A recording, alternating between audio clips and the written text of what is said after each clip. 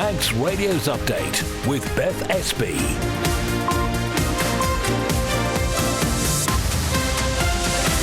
Well, first of all, good evening. Welcome to the programme. Here's what we've got coming up tonight before 5:30. The dust is settling after the Chief Minister's Comyn reshuffle. He delivered an urgent statement to Tynwald this morning. We'll bring you what was said and how it was received. Meanwhile, in her first interview since being sacked, the former DOI Minister shares her reaction exclusively with us. Also tonight, blue tongue antibodies have been detected on a Manx farm. We'll find out what that means for the island. And a Kurt Michael man is taking on a mighty icy challenge, and it's all to raise awareness about men's mental health. All that, the weather, the traffic and the travel as well. And if you'd like to get in touch, you can email studio@manxradio.com. We'll start with a look at the main news headlines with Darren Fastamai. Fastamai. Police are renewing calls for dashcam footage following the death of a motorist in the area of Hilbury. Jack Shepherd died in a single vehicle road traffic collision at around 9:30am on the 16th of January. The 30-year-old's family is currently being supported by specialist police officers. The Chief Minister has confirmed government is now proposing a 5% increase to the island's minimum wage in April. Tynwald previously approved a 9.9% rise, resulting in concern from the business community. And a former Chief Minister says government should be putting services first and costs second following a reshuffle in the Council of Ministers. Our government is a compromise government. We don't have party politics. Chief Ministers are able to manage the government properly. All the powers you need are there. It's a power of persuasion. Tony Brown, who's now chair of Castletown Commissioners, believes the two new ministers in Treasury and the Department of Infrastructure will have to work quickly to make new changes, including to next month's budget. To international news, French President Emmanuel Macron's insisted Europe won't give in to bullies after Donald Trump threatened new tariffs if the US doesn't get to take over Greenland. The American leaders also criticised the British deal giving the Chagos Islands back to Mauritius as great stupidity. The UK has approved plans for a new Chinese mega embassy in central London, despite worries it could be used as a base for spying. Campaigners and local residents have announced they'll challenge the decision in the courts. And Elon Musk suggested he could buy Ryanair, escalating a spat with the airline's boss. It's after Michael O'Leary called a Tesla owner an idiot last week. Those are the headlines. News next at 6. Thank you very much indeed, Darren. Now the weather brought to you by Manx Glass and Glazing. So the rain that's around at the moment could be heavy for a time. It will clear later this evening.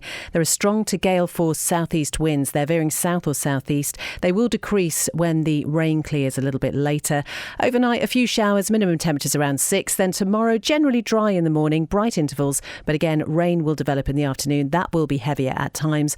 Fresh winds, they'll back to the east and strengthen, and top temperatures tomorrow around 9 again. And then Thursday, spells of rain, fresh to strong southeast winds, and highest temperatures again around 9. Manx Glass and Glazing can supply and install single, double and triple glazing. Call 674 573 or visit the showroom on the Snugborough Trading Estate. It's 3 minutes past 5. Just to remind you what Darren just told us there, that police are renewing calls for dashcam footage. It follows the death of a motorist in the Hilbury area last week. Jack Shepherd died in a single vehicle road traffic collision. It happened at around 9:30 on the 16th of January. There were a number of witnesses who have already been identified. Police, though, still do want to speak to anyone who saw Mr Shepherd's red Mini being driven along the mountain road or through Hilbury. They were also requesting dashcam footage, saying it may assist in establishing the full circumstances of the collision. You can find more details on the Manx Radio website. So then, today, Tynwald is back in session, and down in the chamber, Christian is there. Fastamai, Christian, packed sitting thus far. I suppose, first of all, let me just ask what has stood out for you so far today? Yeah, Fastamai, Beth. Absolutely. Well, two things really are cutting through the noise. The dominant moment was obviously this morning, the Chief Minister's urgent statement where he set out his reasoning for sacking two senior ministers, and at the same time signalled a change in direction on some of the island's most contentious policies. And Christian, also quite unusually, with a month to go, we also got a few early hints about the budget as well. Yeah, we did, which is actually, like you say, quite rare. Normally, anything budget-related is kept under a lock and key. Perhaps the chief has been seeing what's happened in the UK, thought he'd have a go too. But what we know is that changes are coming to both personal tax allowances and the minimum wage. Now, the proposed minimum wage rise of almost 10% has been scrapped. That's been replaced with a 5% increase from April. Personal tax allowances, all we know is it's something that we should expect. No further details yet. Probably won't get any more details about that until budget day either. And then, Christian, these controversial policies which saw the ministers sacked yesterday, they're all suspended now, aren't they? Yeah, it would appear so. So the new infrastructure minister has already paused the 20-mile-per-hour rollout with a promise to refocus on schools and healthcare settings rather than blanket limits. Additionally, we know that local authorities have been upset about the local government amendment bill, and the DOI has agreed to go back to the drawing board on that one too. So let's just talk very briefly, because we're going to hear more in just a moment, but about this urgent statement made by the Chief Minister this morning. Tell us about some of the commentary surrounding that. Yeah, so, it was quite fiery, to be honest, particularly over the revelation that one MHK was told about Michelle Hayward's dismissal before she was actually told herself. That sparked some sharp questions. The Chief Minister pushed back on it, saying decisions like this have to be taken and implemented quickly. So overall then, what's the atmosphere been like in the chamber today?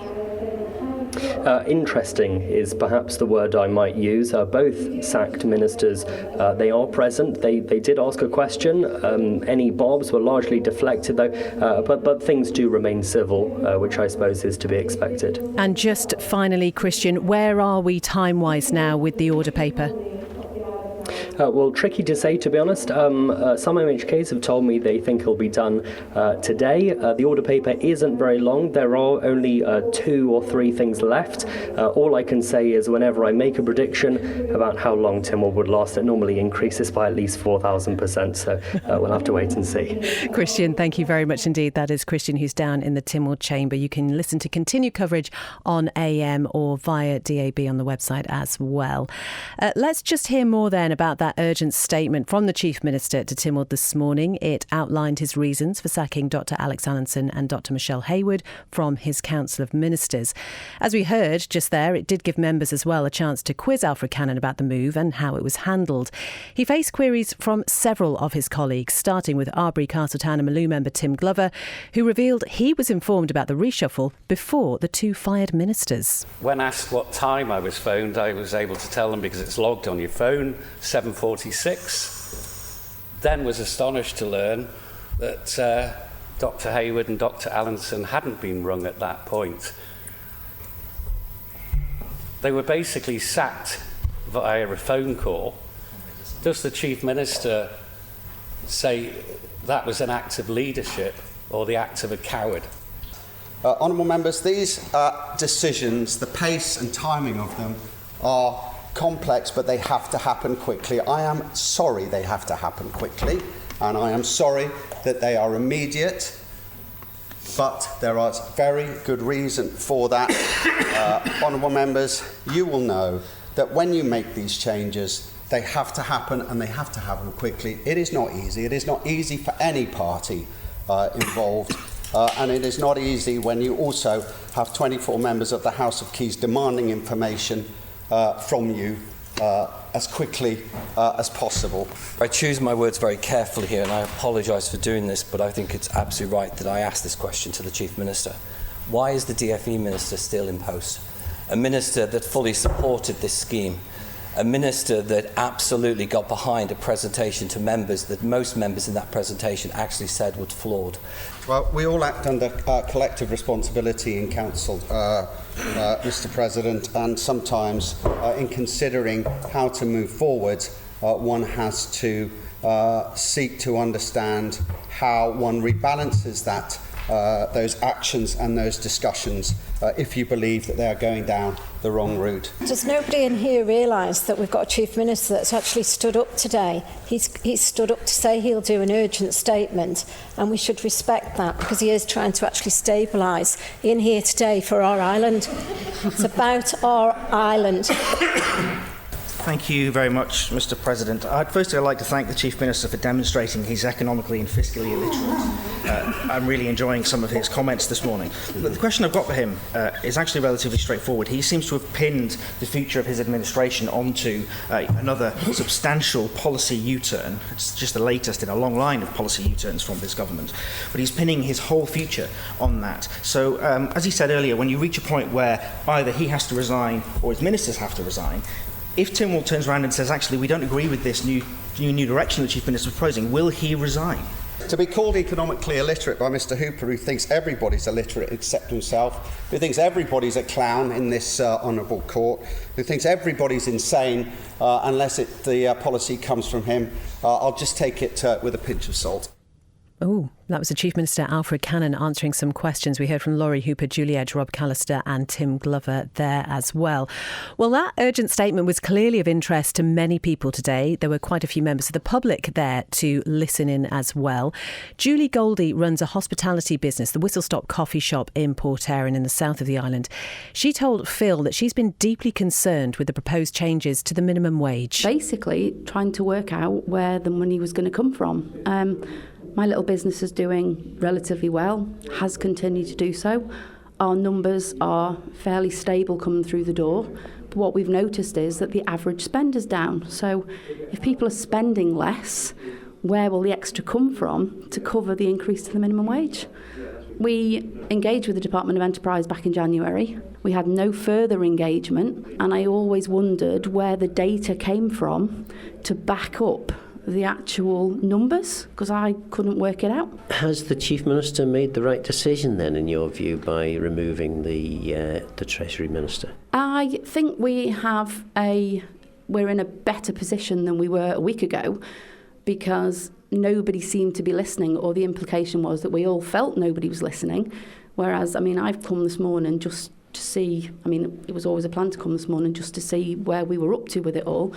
And what the Chief Minister has said this morning offers a little hope for some businesses, and we're now in a better position than we were yesterday. So I've slept better last night, I have to say, because a lot of business owners, we don't have a big flash car and we don't have a second home in the Med. The reality for us is very, very, very different, but we are all fighting here for our members of staff, and that's the reality for a lot of us here. We are fighting for our staff to keep them in a job, and we don't want to have to reduce their hours, we don't want to have to do layoffs, we just want to support them in the best way we can. But if our spend is down, where was that money going to come from? That is Julie Goldie talking to Phil there. Julie runs the Whistle Stop Coffee Shop in Port Erin.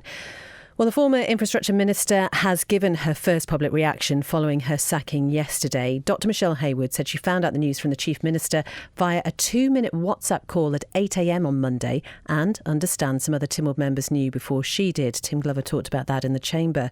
In an extended interview on Manx Radio's Breakfast this morning, Dr Haywood was asked if she thought that her tendency to be outspoken and transparent might have been an issue as far as Alfred Cannon was concerned. I'm not sure if I know what the Chief Minister does or doesn't like, to be fair. I think in the year that I was in my post, the actual one-to-one conversations I had with the Chief Minister probably were, I can count them on one hand. I don't think I've ever been part of a team where there was less team spirit and less support and leadership from the person who was in charge of the team. So Comyn, not a good place to be, you're saying? No, I think there are probably quite a few ministers who say they love the job of being the minister for their department and they love delivering on what the departments are trying to achieve, but actually Comyn, not a happy place. Given that we have seen so much chopping and changing with the ministers, not just in DOI but in other departments as well, how much of an impact do you think that has on getting through that to-do list? Absolutely massive. I think there are a number of things that have sat around waiting for decisions, and certainly when I went in the department yesterday to say goodbye and to thank officers, they described it as a snow day because everyone said, well, we're just sat there waiting now. We don't know what direction we're going to go. We don't know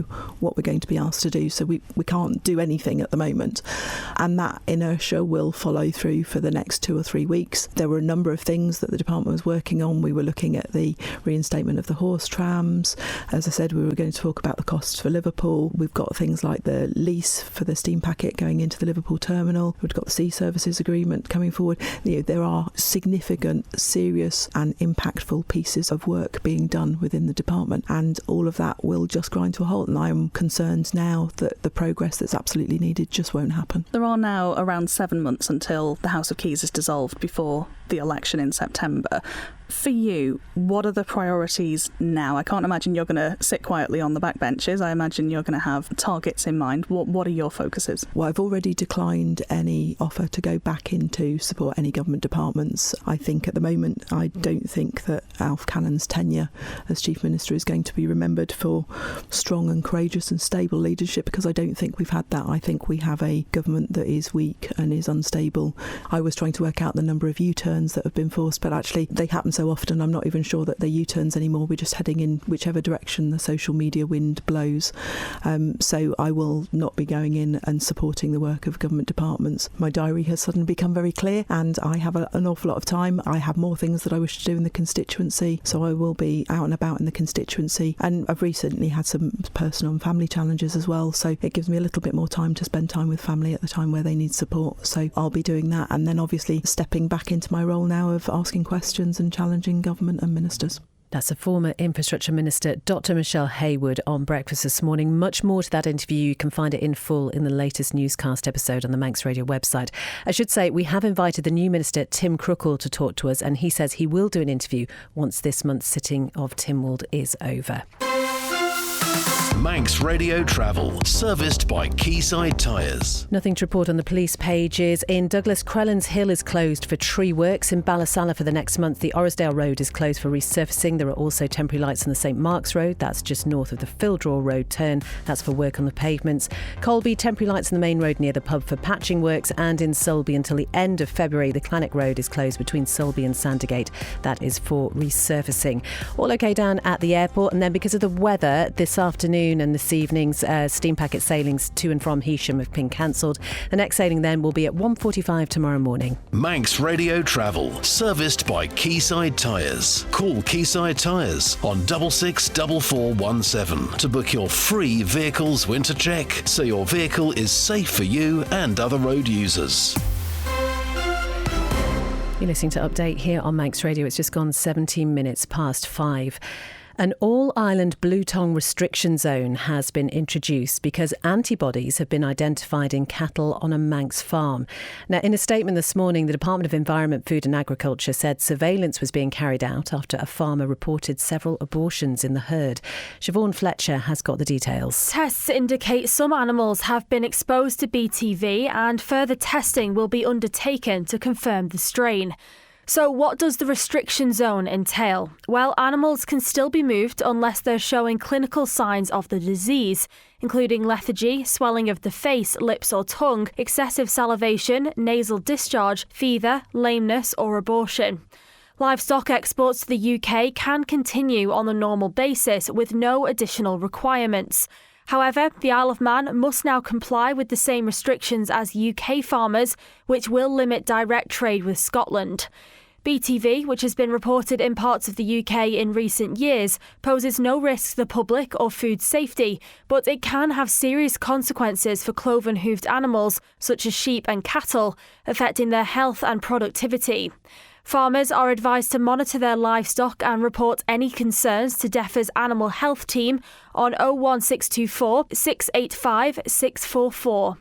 Commenting on the developments, the island's Chief Veterinary Officer, Dr Amy Beckett, said finding antibodies means the animals have been exposed to BTV, but it does not mean they're currently infected. We advise farmers to review their biosecurity measures, and they may also wish to speak to their vet about the option of vaccination. Blue tongue is a notifiable disease, so anyone worried about their animals should contact the DEFRA Animal Health Team straight away. That is Siobhan Fletcher reporting. That number to report any concerns, 685 644. This afternoon, the Manx National Farmers Union released its own statement offering support to the farm that will be experiencing a difficult time right now. You can find that statement in full on the story on the Manx Radio website. It is 19 minutes past 5 and Castletown Commissioners have chosen to decrease its local authority rate for the next financial year. Deputy Chair John Kringle says the 3p reduction to 395 pence in the pound will provide much needed support to residents without any detriment to the local authority's operations. He's been talking to local democracy reporter Emma Draper. We have looked at our rates, how they were built up, and unfortunately we didn't have historic data to go on. So it was particularly data-driven this year, and alongside our finance officer, our accountant, the board, we went through, basically, as you do a budget, what's our income, what's the potential expenditure we want to do as a board, and we just started to balance them, which is the normal workings of a budget. I think we had 4 iterations to get to where we are now, and we found that within what we can do, we don't use revenue spend as has been done in the past, where we look short capital schemes. We start more schemes, we can make our money work harder, and we felt obliged that it's hard times out there now. We as a board can give the residents of Castletown something back, because it's all right investing in play areas, the town, but it doesn't blanket cover a reduction for everyone, or even a raising the amenity. So we tried to give them something back, and it works very well within our budget. You said in the meeting that you didn't have access to previous year's budgets and accounts. Would you just be able to explain how you've managed to come up with this budget if that information has been inaccessible to you all? For this year, we've managed to get our finances back on track. We had half-year management accounts towards the end of September, beginning of October. Then we progressed that on. We had our full management accounts for the 3 quarters of the financial year up to December. So that gave us an accurate feel of where we were. Yeah, unfortunately, we didn't have access to any of the historic budgets.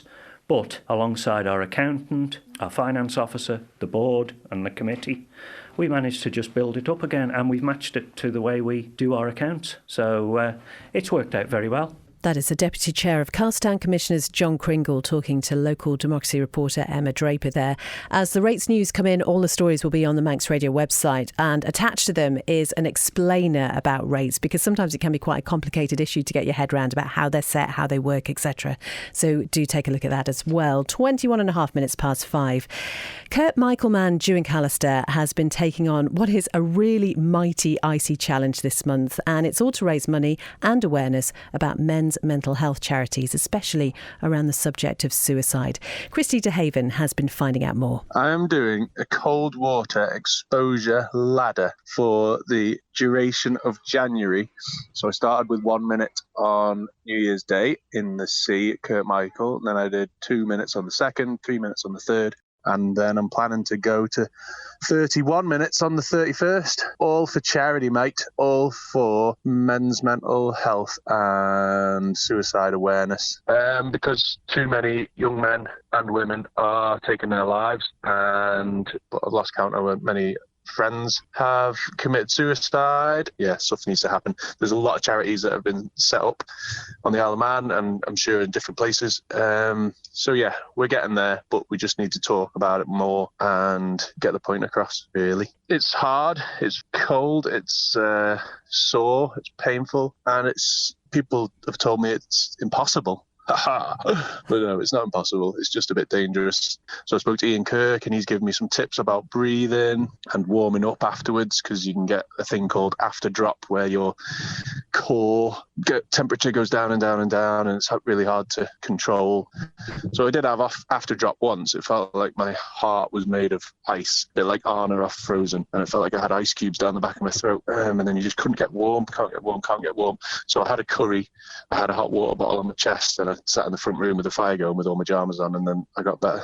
That sounds like the scientific advice. Have a curry. Yeah. And you said you've had friends joining you, and I'm guessing that has started some conversations in itself, hasn't it? Have people sort of talked to you about the challenge itself and their experiences? Yes. Friends, they've come forward. Obviously, it's not something you want to do. It's not like, hey, does anyone want to come out and have a really fun day on motorbikes and go, I don't know, and have a hot bath afterwards. It's like, does anyone want to come out and spend 15 minutes in the freezing cold sea with me? So people don't want to do it, but they are happy to do it for the cause, which is nice as well. And you say people have responded really well to it. You had a target, which you've absolutely smashed, and you're only halfway through, haven't you? Yeah, I just I didn't know what to expect, to be honest. But it's very heartwarming, and people had sent messages and stuff like that as well. And that's nice when they're like, "Well done, keep going, I'm proud of you," sort of thing. That's like, oh, cheers. And yeah, people keep giving little donations of raffle prizes, as I'm calling them, and stuff like that as well, which is helping get a bit more money. Long may it continue. Well, not long, just like 15 days. Oh my goodness. Drew and Callister talking to Christy there. Just a reminder that he did mention in the middle of the chat, this is pretty dangerous actually, so do not take this up for something to do yourself. He has had the help of explicit medical professionals, so you can find a link to his Just Giving page on the story on the Manx Radio website. 5:25. Rob is here with the sport, which is brought to you by the Print Shed. First am I, starting off with motorsport, and TT competitor Jamie Coward has confirmed who he'll race for in 2026.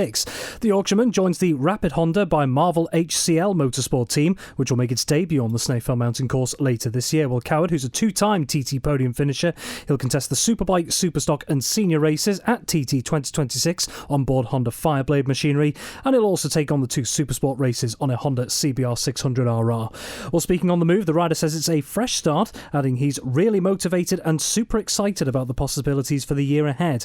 Well, this change comes after it was announced in October 2025 that Coward had mutually agreed to part ways with KTS Racing after a 6-year spell with the squad. Elsewhere, cycling, and two Isle of Man professional cyclists have gotten their campaigns underway on the 2026 World Tour seasons. Becky Storey and Max Walker are once again involved in the men's and women's and men's series respectively for the coming year, with both featuring in the female and male equivalents of the Tour Down Under in Australia this month. Well, last weekend, Storey contested the women's tour with Team Picnic Post NL, where the squad went on to finish 13th in the team standings. Individually, however, there were positives elsewhere, as Storey's teammate Josie Nelson secured 2 podium finishes in 3 days. Elsewhere, Walker and the men's Tour Down Under began earlier today with the prologue phase of that event in Adelaide. The first stage proper gets underway tomorrow. And finally, multiple Manx athletes put in strong efforts in challenging conditions during the 2026 Spine Race event in the UK this month. No fewer than 5 competitors with Ireland connections were involved across the Spine Race, Spine Sprint South and Spine Challenger North events across the 10th and 11th of January in what were truly cold and icy conditions in the UK. Or during the mammoth 268-mile Spine Race, which started on Sunday the 11th of January, UK-based Manx athlete Phil Marshall went on to finish the challenge 13th in class and 17th overall in 121 hours, 26 minutes and 57 seconds. Fellow Ireland competitor Graham Hatcher began the same race but was forced to retire through injury just over 13 hours in.